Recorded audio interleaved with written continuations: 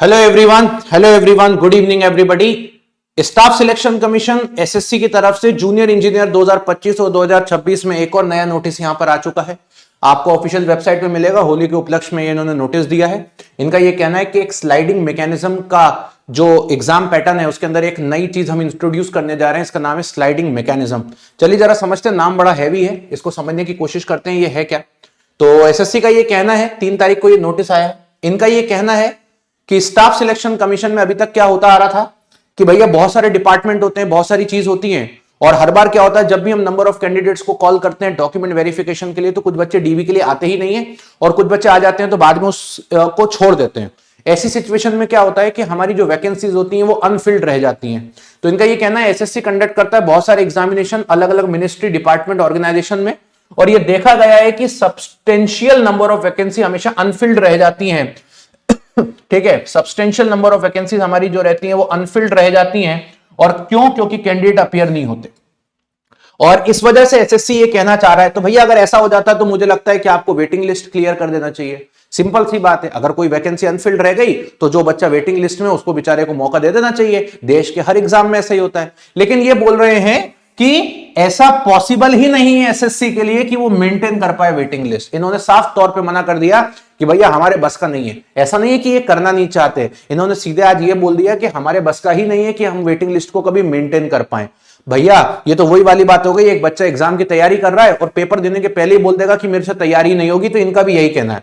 आज तक इन्होंने कभी वेटिंग लिस्ट निकाली नहीं, एक आध एग्जाम में वेटिंग लिस्ट निकाल देते तो पता चल जाता है मेंटेन कर सकते हैं कि नहीं कर सकते हैं। इनको तो पेपर करवाना नहीं है, पेपर करवाने वाली एजेंसी अलग है, वो तो इनको चुपचाप रिजल्ट बना के दे देती है, आपको तो केवल पब्लिश करना था बस। बट इनका ये कहना है कि हमारे लिए पॉसिबल ही नहीं है कि हम वेटिंग लिस्ट मेंटेन कर पाए, इसलिए हमने ये डिसीजन लिया है कि जितनी भी अनफिल्ड वैकेंसीज होंगी उनको हम नेक्स्ट रिक्रूटमेंट में ऐड कर देंगे। जैसे एसएससी जेईई 2025 की अगर थोड़ी बहुत वैकेंसी बढ़ गई तो 26 में ऐड कर देंगे। तो भैया ये तो वही वाली बात हो गई कि आपने बच्चों को सोचा ही नहीं आपने। अब हमें क्या पता कि 2025 की कितनी वैकेंसी वैकेंट थी, आपने जो 26 में ऐड कर दी।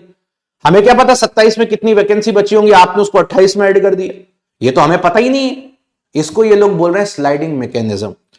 तो मुझे लगता है कि ये कोई वैलिड पॉइंट ही नहीं बचता यहां पर कि आप क्यों कर रहे हो। और ये नोटिस ही क्यों निकाला? इस नोटिस का हमें बच्चों को कोई लेना देना ही नहीं। आप ही मेरे को बताओ, आप एक स्टूडेंट हो, आपका 2026 में 25 में सिलेक्शन होता है और आप ज्वाइन करने नहीं जाते हो, और आपके जैसे अगर 10 बच्चे ज्वाइन करने नहीं गए तो 10 वैकेंसी वैकेंट है। ठीक, अब ये बोल रहे हैं इसको अगले साल हम ऐड कर देंगे। तो क्या हमें ये नोटिस देंगे ये कि पुरानी पिछले साल की 10 वैकेंसी को हम इसमें ऐड करने वाले हैं? नहीं देंगे ऐसा नोटिस। बोल देंगे वो तो अपने आप ऐड होती हुई चल रही है। तो हमें क्या पता कि आपने वो ऐड करी कि कहां गई वो वैकेंसी, उसके बारे में तो हमें कोई पता ही नहीं है। तो एटलीस्ट हमें कम से कम इसके बारे में पता होना चाहिए कि अगर पिछली बार बची है तो कितनी बची है, तभी शायद हम जाकर के उस चीजों को एग्जीक्यूट कर पाएंगे, तभी जाकर के हम उन चीजों को समझ पाएंगे। चलिए गाइस, इस तरीके से मिलते रहेंगे, सभी तरीके के नोटिस में आपके सामने लेके आऊंगा।